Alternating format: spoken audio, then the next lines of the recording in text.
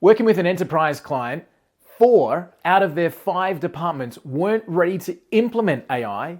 And here's why. It's a process that they went through that absolutely outlined why they shouldn't deploy AI just yet. Here's the 3 things that we noticed.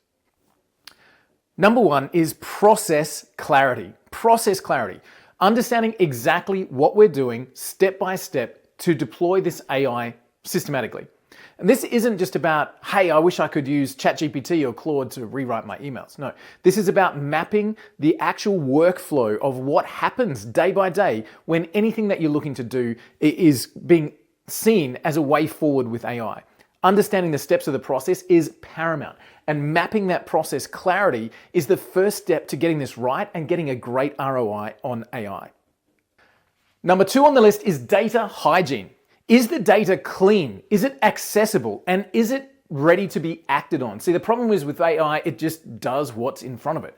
It can't think through, hey, that looks the same as that, or that shouldn't be like that. It just sees it, it acts on it, and that can lead to all kinds of trouble. So when you're looking to implement AI, data hygiene really is point number 2 that you need to be aware of. Make sure the data is clean. Take the time now to structure it. And in fact, when we're looking at our clients, as we've done some workshops in the last few months, what we're seeing is that there's scattered data.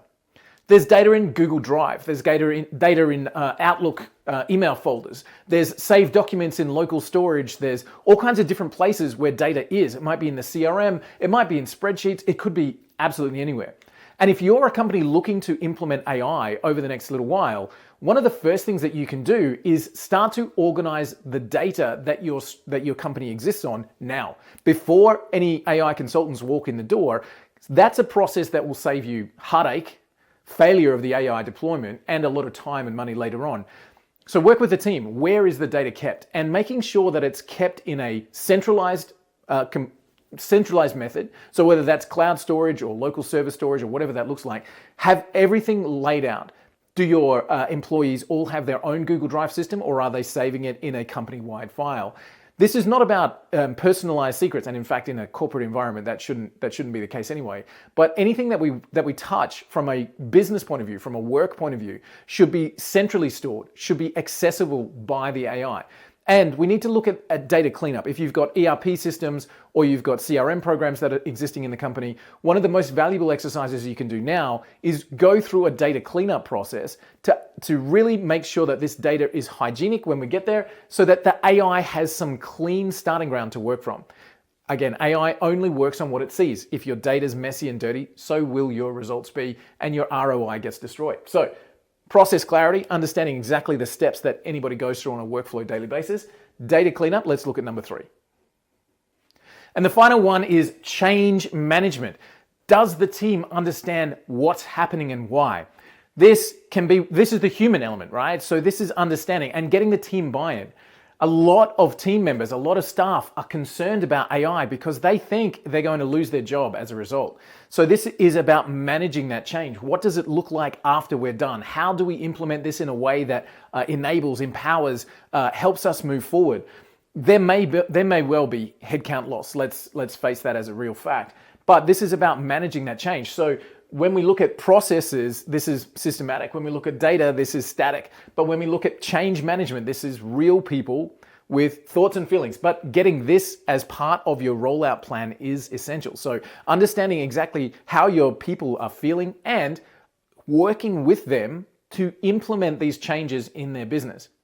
So for a lot of cases, and just as a pure example, in a lot of cases, what we found is there are elements of most people's job that they don't like. And these are the first ones that we should be looking at getting rid of with AI. People got into a particular role to do a particular job, but they found themselves drowning in all of the stuff around that. If we can just simply get AI to take care of the stuff, they can do more of the things they really enjoy. So they can actually enjoy work more. Now we're talking about productivity, we're talking about job satisfaction, and we can help the team accelerate by doing this properly. Now, again, I don't want to sugarcoat this. There are a lot of jobs that are being lost from AI, and this is about making sure that the right people have the right tools and skills to be able to manage that. So these are the 3 reasons or systems, processes, I guess, you should go through to look at before you even think about rolling AI into an organization. Get these right, and you've got a great foundation to move forward. Get them wrong, your project will be over budget, you won't see that ROI, things just get messy. So what can you do about this right now? Understand that these 3 areas, process clarity.